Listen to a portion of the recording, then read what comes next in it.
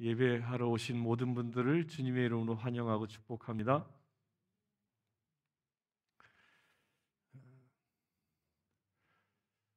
성부와 성자와 성령의 이름으로 말씀드립니다. 드디어 아멘 하신 분이 세 분으로 늘었네.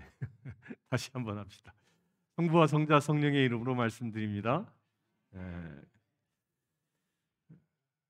1995년 한국에서는 여자부 농구 대잔치 그 결승전이 열렸습니다. 그 결승전에 SKC라는 팀과 또 삼성 팀이 결승전에 붙었습니다. 늘 만년 2위라고 불렸던 이 SKC 그 여자부 팀은 5판 3선승제 이 결승전에서 연달아 2패를 하게 됩니다. 그래야 이제 한 경기만 지게 되면 만년 2위 팀이라고 불려질 수밖에 없었습니다. 당시 SKC 팀은 그 객관적인 전력으로는 이 삼성을 이길 수 없었습니다. 정규 리그에서도 삼성만 만나면 늘 패하고 어려웠기 때문입니다. 그래서 연이어 2패를 당하자 모든 언론은 다음 경기에서 삼성이 우승하게 될 것이라고 보도했습니다. 하지만 이 SKC 팀은 이 세 번째 경기와 이 네 번째 경기를 모두 승리합니다. 그리하여 이 결승전이 2승 2패 아주 팽팽하게 되었습니다. 이제 우승의 향방을 지를 결정지을 마지막 한 경기가 시작됐습니다. 삼성에 비해 그 약간 열세라는 당초의 예상을 뒤엎고 당시에 유영주, 김지윤, 정성민, 이유진, 강형옥 이 선수 5명들은 이 40분 내내 아주 톱니바퀴처럼 일사불란하게 팀워크를 보이면서 단 한 번도 역전을 허용하지 않고 완승을 거두게 됩니다. 기적이 일어난 겁니다. 이 베스트 5 모두가 이 독실한 신자인 SKC는 이 승리가 확정되는 순간, 마지막 부저가 울리는 그 순간 누가 먼저라 할 것도 없이 그 5명의 선수는 모두 코트에 엎드려 하나님께 감사 기도를 드렸습니다. 그 장면이 전국에 방송이 되고 있었습니다. 팀 창단 이후 21년 만에 처음으로 이 농구 대잔치 우승을 차지한 감격을 이들은 기도로 하나님께 감사했습니다. 당시 파워 포워드인 유영주 선수는 경기 후에 기자들과 인터뷰에서 이렇게 얘기합니다. 힘과 기량에서 우리는 삼성에 밀릴 것이라는 전문가들의 예상을 깨뜨린 것이 너무 자랑스럽습니다. 경기에 앞서 선수들이 그런데 우리는 함께 기도했습니다. 저희는 최선을 다할 테니 나머지는 하나님께서 책임져 주십시오. 이렇게 기도하고 그들은 경기에 임한 것입니다. 이 스포트라이트를 받은 5명의 이 여선수들 뒤에는 2사람의 기도의 지원병이 또 있었습니다. 그 한 사람은 정해일 코치라고 이들의 코치이고 그들은 정해일 코치와 또한 선수들의 신앙을 지도하고 있었던 서울 진명교회 가남현 목사님이 결정적인 힘의 원동력이었습니다. 그분들의 힘이 놀랍게 역사한 것이죠. 유영주 선수를 비롯해 베스트 5는 주일이면 어김없이 이 진명교회의 예배에 참석하였습니다. 당시 이들의 지도자였던 정해일 코치는 단순히 농구 기술뿐만 아니라 이 선수들에게 신앙을 심어준 전도자였던 것입니다. 이 코치는 인터뷰에서 이렇게 말합니다. 신앙의 힘은 위기에서 더욱 빛을 발합니다. 농구 대잔치에서 2패, 연패를 당하고도 후원을 발휘해 우승할 수 있었던 것은 선수들 모두가 다 신앙으로 굳게 뭉쳐 있었기 때문입니다. 이게 농구 대잔치 우승을 한 이후의 인터뷰 내용입니다. SKC 선수들은 삼성과 2승 2패를 기록하고 이 마지막 승부를 앞두고 이들은 그 라카룸에서 무엇을 했냐면 찬송가 438장 내 영혼이 은총 입어 이 찬양을 함께 불렀다고 합니다. 그들은 이 찬양을 부르면서 그들의 마음의 평화를 유지할 수 있었다라고 이들 모두는 다 한결같이 고백합니다. 정혜일 코치와 가남일 목사님의 기도가 이 선수들로 하여금 하나님의 영광을 나타나게 하는 것입니다. 사랑하는 성도 여러분, 지금 누군가 여러분들을 위하여 기도하고 있습니다. 그 기도의 응답으로 여러분들은 지금 하나님을 예배하고 있는 것입니다. 그리고 또한 여러분들은 기도로 지금 누군가를 위하여 기도하고 있는 것입니다. 그 기도에 주님이 응답하실 줄 믿습니다. 오늘 본문의 말씀은 이 대제사장 되신 예수 그리스도의 기도입니다. 예수님께서 대제사장의 권세로 제자들을 위하여 기도하신 것입니다. 오늘 본문 9절에 보면 내가 그들을 위하여 비옵나니 내가 비옵는 것은 세상을 위함이 아니요 내게 주신 자를 위함이니이다. 그들은 아버지의 소유로소이다 라고 말씀합니다. 이 기도의 내용에서 우리는 예수님께서 제자들을 얼마나 귀히 여기셨는가를 볼 수 있습니다. 예수님은 제자들을 아버지께서 보내신 아버지의 소유로 늘 생각하고 계셨습니다. 그리고 그들을 귀하게 여기시고 책임성 있게 키우셨습니다. 사실 제자들은 당시에 귀하게 여기기 힘든 어려운 사람들이었습니다. 그들 대부분은 비린내 나는 비천한 어부 출신이었습니다. 그들은 약소 민족 이스라엘에 멸시받는 갈릴리 촌 사람들이었고 또한 학식도 없었고 교양도 없었고 또한 인간적인 기초가 부족한 사람들이었습니다. 또 그들 가운데는 세리도 있었습니다. 그들은 한마디로 인간적으로 볼 때에는 세상적으로 볼 때에는 별 볼 일 없는 사람들이었습니다. 아마 저 같은 사람이 아니었을까 싶습니다. 그러나 예수님은 그들을 무시하지 않았습니다. 또 함부로 대하지도 않았습니다. 예수님은 이들을 황태자와 같이 귀하게 여기시고 존경과 사랑으로 대하시고 겸손과 온유로 섬겨주셨습니다. 그리고 제자로 말미암아 영광을 받으셨습니다. 예수님의 마음을 품은 사도 바울도 양들을 참으로 귀하게 여겼습니다. 그에게 있어서 양은 수단이 아니라 목적이었습니다. 그래서 그는 빌립보서 4장 1절에 그러므로 나의 사랑하고 사모하는 형제들 나의 기쁨이요 면류관인 사랑하는 자들아 이와 같이 주 안에 서라라고 말씀합니다. 또 데살로니가전서 2장 19절과 20절에는 우리의 소망이나 기쁨이나 자랑의 면류관이 무엇이냐? 그가 강림하실 때 우리 주 예수 앞에 너희가 아니냐? 너희는 우리의 영광이요 기쁨이라고 말씀합니다. 우리는 양들을 어떻게 대하십니까?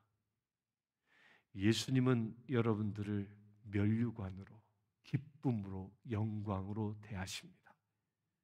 그렇다면 여러분들은 여러분들에게 속한 사람들을 어떻게 대하십니까?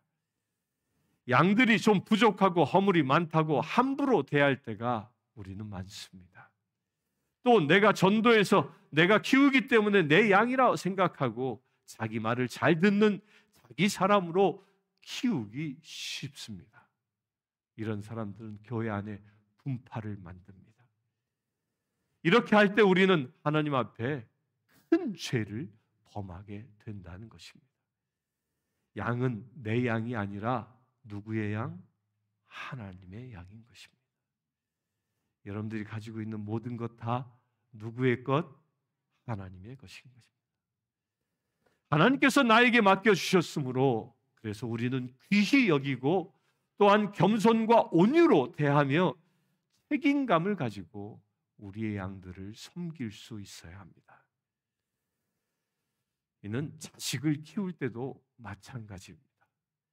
내가 낳았으니 내 자식이다 생각하고 내 욕심대로 키우면 안 된다는 것입니다. 나의 자식을 하나님의 자녀로 키울 수 있게 되길 바랍니다. 그렇게 되길 바랍니다. 선언하십시오. 우리들이 우리에게 맡겨주신 양들과 자녀들을 하나님의 것으로 알고 청지기의 자세로 잘 돌볼 수 있게 되기를 축원합니다. 그러면 제자들을 위한 이 예수님의 간절한 그 기도 제목은 무엇이겠습니까? 그 첫째로요. 예수님은 당신의 제자들이 하나 되기를 위하여 기도하십니다. 11절에 우리와 같이 그들도 하나가 되게 하옵소서라고 기도하십니다. 이것을 믿습니까? 예수님의 기도대로 우리는 하나입니다. 아멘이십니까? 이 사실을 믿습니까? 우리 옆 사람들 보면서 이렇게 얘기합시다. 당신과 난 하나입니다. 시작. 좌우를 보면서 당신과 나는 하나입니다. 예수님께서는 하나됨의 정의를 우리와 같이라고 말씀합니다. 이 대전제, 삼위일체 하나님의 모습으로 우리도 하나 되어야 한다는 말씀입니다. 이것은 우리가 예수님 안에서 한 형제 자매일 때 이루어지는 신비입니다. 예수님이 교회의 머리이시고 우리는 그 지체입니다. 따라서 우리가 하나 되었다는 뜻은 머리로부터 같은 명령을 받아 순종하는 같은 지체라는 것입니다. 우리가 예수님의 말씀을 입에 담고 또한 예수님의 마음을 가지고 예수님의 비전을 공유함으로 우리는 서로 하나가 되는 것입니다. 이것이 우리 교회의 표 뭐죠? 우리 교회 표 시작. 같은 말, 같은 마음, 같은 뜻을 품는 그런 공동체인 것입니다. 우리가 서로 같은 말, 같은 마음, 같은 뜻을 품는다면 우리는 하나인 것입니다. 우리 모두 주 안에서 서로 하나임을 믿으시고 그렇게 선포하시기를 축원합니다. 두 번째로 제자들이 악에 빠지지 않도록 보전해 달라고 기도하십니다. 12절에 내가 그들과 함께 있을 때 내게 주신 아버지의 이름으로 그들을 보전하고 지키었나이다 라고 말씀합니다. 예수님은 제자들과 함께 있을 때 제자들이 세상의 악 영향에 물들지 않도록 부단히 살피시고 그들 내면을 훈련하셨습니다. 예수님은 제자들에게 끊임없이 말씀을 주시고 또한 기도하심으로 세상의 악의 세력으로부터 보호해 주셨습니다. 그래서 그들은 악에 빠지지 않을 수 있었습니다. 오직 멸망의 자식인 바로 유다만 스스로 떨어져 나갔을 뿐입니다. 그런데 예수님은 이제 하나님께로 가시기 때문에 더 이상 제자들과 함께 있을 수 없었습니다. 그래서 예수님께서는 전능하신 아버지의 이름으로 그들을 악의 세력으로부터 지켜주실 것을 기도하신 것입니다. 우리가 악에 빠지지 않으려면 우리의 위상을 정확히 알아야 합니다. 내가 누구인지 정확히 알아야 한다는 것입니다. 우리는 악한 세상에 속한 사람이 아닙니다. 우리는 예수님이 세상에 속하지 않으신 것처럼 우리도 세상에 속한 자가 아닌 것입니다. 우리는 어디에 속했습니까? 우리는 하늘에 속한 사람입니다. 하늘에 속한 사람이기 때문에 우리는 세상 규례를 따르지 않고 하나님의 말씀을 따라 사는 사람들입니다. 이것은 믿습니까? 우리 옆 사람 보고 얘기합시다. 나는 하나님의 말씀을 따라 삽니다. 시작.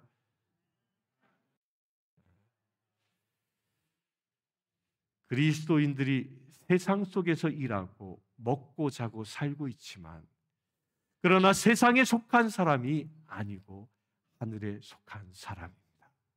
그 이유가 무엇입니까? 그리스도인이란 예수 그리스도께서 인간의 죄값을 대신 치루어 주시기 위해 십자가 위에서 흘리신 피, 바로 그 보혈 안에서 새로운 생명을 얻은 사람들이기 때문입니다. 다시 말해요, 우리 영혼의 혈관 속에는 길이요 진리요 생명이신 예수 그리스도의 피가 흐르고 있는 것입니다. 누구의 피가? 여러분들의 영혼엔 예수의 피가 흐르고 있음을 믿으시길 축원합니다. 그래서 주님께서 우리에게 영원한 진리의 말씀, 참된 생명의 말씀을 주셨습니다. 주님께서는 십자가 죽음을 목전에 둔 그 최후의 순간에 당신 자신을 위해서가 아니라 좁게는 그 앞에 있는 제자들을 위해서, 더 넓게는 지금 우리 모두를 위해서 하나님께 간절히 겟세마네에서 기도하고 계신 것입니다. 이것은 우리로 하여금 세상에 살고 있긴 하지만 세상에 예속된 세상의 사람로 전락하지 않게 하기 위함입니다. 여러분들요, 세상에 살고 있다고 세상에 빠져버리지 마시길 축원합니다. 세상에서 아무리 부귀 영화를 누렸다 할지라도요, 세상에 속한 사람에게 세상이란 그 숨이 멎는 순간 무덤 이상 아무 의미도 갖지 못합니다. 세상에 속한 사람은 세상의 끝은 무덤이라는 것입니다. 세상에 속한 자란 세상을 출발점인 동시에 종착역으로 삼는 사람입니다. 어찌 이 무덤 이상의 가치를 부여할 수 있겠습니까? 여러분들요, 세상의 끝은 무덤일 뿐입니다. 사랑하는 성도 여러분, 여러분들은 예수님의 제자입니다. 이것을 믿습니까? 우리 옆 사람들에게 선포합시다. 당신은 예수님의 제자이십니다. 시작. 그렇기 때문에 이 기도는 지금 우리에게까지 이루어지고 있는 것입니다. 2000년 전 겟세마네 동산에서 땀이 피가 되도록 기도하신 그 기도의 응답이 지금 여러분들에게 이루어지고 있는 것입니다. 예수님께서 우리를 위하여 기도하고 계시기 때문에 우리가 악의 세력으로부터 승리할 수 있습니다. 우리가 세상에 살지만 그러나 세상에 예속됨 없이 예수 그리스도에게 속하는 자가 될 때 우리는 세상의 무덤을 뛰어넘어 영원한 생명의 길을 얻게 되는 것입니다. 하늘에 속한 사람으로서 세상의 악으로부터 승리하는 삶을 날마다 살아가시길 축원합니다. 세 번째로요, 그렇다면 우리에게 이런 의문이 생깁니다. 우리가 세상에 속하지도 속할 수도 없는 사람이라면 왜 하나님은 우리를 하루빨리 세상으로부터 하나님께 데려가지 않겠습니까? 한편으로 생각하면요, 여러분들이 성령 충만한 가운데 지금 예배를 드리고 있는데 이 예배를 드리는 순간 하나님께서 우리의 영혼을 거둬가신다면 그게 복이 아니겠습니까? 아멘 하시는 분이 아무도 없는 거 보니까 아직도 세상에 미련이 많습니까? 예배 중에 천국에 입성할 수 있게 되길 바랍니다. 그래서 우리는요, 임종하기 직전에 예배하는 겁니다. 우리 작년에 대갈공순 권사님을 하나님의 나라로 보낼 때 그렇게 하지 않았습니까? 조중옥 권사님을 하나님의 나라로 보낼 때 그렇게 하지 않았습니까? 예배하는 가운데 들어가는 것입니다. 그런데 왜 하나님은 우리를 그렇게 데려가지 않을까? 주님께서는 그 답을 15절에 이렇게 얘기합니다. 내가 비옵는 것은 저희를 세상에서 데려가기를 위함이 아니요 오직 악에 빠지지 않게 보전하시기 위함이니이다 하고 하나님께 기도드리겠습니까?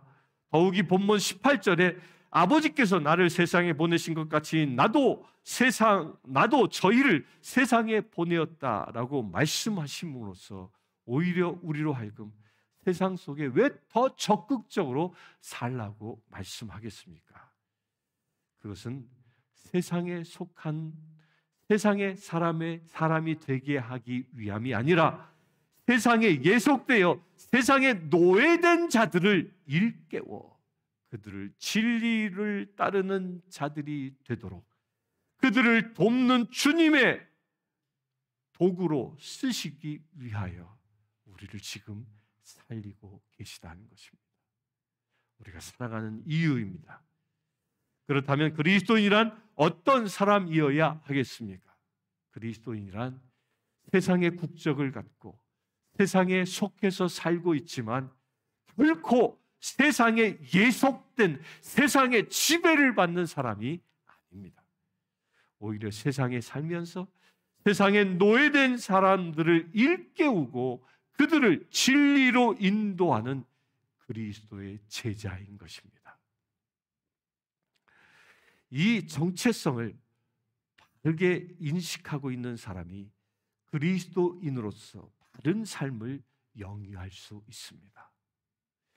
사랑하는 성도 여러분, 우리는 세상에 속한 사람들을 세상에 노예된 사람들을 하늘에 속한 사람으로 인도하는 사명자입니다. 아멘이십니까? 우리 옆 사람에게 그렇게 고백합시다. 나는 사명자입니다. 시작. 네 번째로요, 제자들을 진리로 거룩하게 해주시도록 기도하셨습니다. 17절의 말씀에 그들을 진리로 거룩하게 하옵소서. 아버지의 말씀은 진리니다라고 선포합니다. 그래서 거룩은요, 모든 악으로부터 철저하게 자유한 상태, 악으로부터 철저히 구별된 상태를 얘기합니다. 진리로 거룩하게. 곧 거룩하게 한다는 것은 세상과 구별된 성결된 생활을 한다는 것입니다. 여러분들의 삶이 그렇게 되길 바랍니다. 제자들은 하나님의 거룩한 역사를 섬겨야 할 자들이기 때문에 세상과 구별된 거룩한 생활을 해야 한다는 겁니다. 우리가 세상을 살면서 세상 사람과 우리가 따로 구별되지 아니한다면, 세상 사람들이 우리를 볼 때 너나 나나 똑같지라고 본다면 회개할 수 있게 되길 바랍니다. 세상 사람들이 우리를 보면 저 사람이야말로 그리스도인이다라고 선포할 수 있게 되길 축원합니다. 그러나 이들도 역시 세상 사람들과 마찬가지로 육신의 소욕을 가지고 있어 편히 쉬고 싶고 인생을 즐기고 싶습니다. 그러면 우리는 어떻게 성별된, 구별된 거룩한 삶을 살 수 있겠습니까? 이것은 진리의 말씀을 쫓을 때만 가능합니다. 진리의 말씀. 이 진리의 말씀은 세상에서 더러워진 우리의 영혼을 순결하게 합니다. 또한 이 진리의 말씀은 우리의 세상적인 가치관을 변화시키고 하나님의 일을 감당할 수 있는 힘을 주십니다. 말씀이 힘입니다. 우리가 진리의 말씀으로 성결된 생활을 할 때 비로소 하나님의 일을 능력 있게 감당할 수 있는 것입니다. 그래서 빌립보서 4장 8절에 바울은 이렇게 권면합니다. 형제 여러분, 끝까지 여러분들에게 당부합니다. 여러분은 무엇이든지 참된 것과 고상한 것과 옳은 것과 순결한 것과 사랑스러운 것과 영예스러운 것과 덕스럽고 칭찬할 만한 것을 마음에 품으십시오. 여러분들의 마음엔 이런 것들만 품게 되길 바랍니다. 우리 자신이 이와 같이 사람이 되지 아니하고 이와 같은 사람이 되지 아니하고 세상에 속한 사람들을 인도해 내기는커녕 세상 속에 세상과 타협하며 살아간다면 우리는 침몰할 수밖에 없습니다. 세상은 타락할 수밖에 없다라는 것입니다. 사도 바울이 이처럼 당당하게 권면할 수 있었던 것은 그 자신 스스로 먼저 진리 안에 거룩하게 세워졌던 사람이었기 때문입니다. 그래서 빌립보서 4장 9절을 통해 자신 있게 말합니다. 너희는 내게 배우고 듣고 본 바를 행하라. 그리하면 평강의 하나님이 너희와 함께 계시리라. 이 말씀에 도전되길 바랍니다. 여기서 중요한 것은 사도 바울이 세상 속에 살되 세상에 예속되지 않았습니다. 오히려 그는 진리로 자기를 단련하여 세상에 빠진 자들을 바르게 인도하고 있습니다. 오늘 본문 19절에 보면 진리로 거룩함을 얻게 함이라라고 말씀합니다. 말씀의 진리 가운데 있을 때 우리는 거룩해지는 것입니다. 사랑하는 성도 여러분, 참된 평강과 기쁨의 삶을 진정으로 소망하십니까? 여러분들 소망하십니까? 이 세상에서 사람을 살리는 생명의 사람이 되기를 정말 원하십니까? 원하시는 분들 아무도 없습니까? 여러분들 생명을 살릴 수 있게 되길 축원합니다. 여러분들을 통해 생명이 살아나길 축원합니다. 그렇다면 우리가 세상에 살 때 결코 세상에 속한 자가 아니라 진리 속에 속한 자임을, 하늘에 속한 자임을 믿으시길 축원합니다. 이것이 우리의 정체성입니다. 우리의 영혼 속에 예수 그리스도의 피가 흐르고 있음을 이 시간 기억하시길 축원합니다. 이것이 우리의 삶에서 이루어진다면 예수님의 기도가 우리를 통해서 응답되어지는 것입니다. 이 시간 예수님의 기도가 우리의 삶에서 결실을 맺을 수 있게 되기를 주님의 이름으로 축원합니다. 잠시 기도하겠습니다. 주 아버지 하나님, 2000년 전 겟세마네에서 우리를 위하여 기도하셨고 또한 지금 이 시간도 보좌 우편에 앉아 기도하고 계심을 믿습니다. 그 기도의 응답으로 우리가 살아가고 있음을 믿습니다. 그 기도의 응답으로 우리가 세상에 속한 자가 아니라 하늘에 속한 자답게 살아갈 수 있게 됨을 감사합니다. 아버지 하나님, 주님의 기도에 응답되어져 우리의 삶을 만들어가고 계시오니 그 놀라운 역사가 날마다 더하게 하여 주시옵소서. 그래야 우리가 세상에 속한 자가 아니라 거룩한 심령으로 세상을 변화시키는, 세상을 구원하는 믿음의 지체들 되게 하여 주시옵소서. 우리 주 예수 그리스도의 이름으로 기도드리옵나이다. 아멘. 시간 다 함께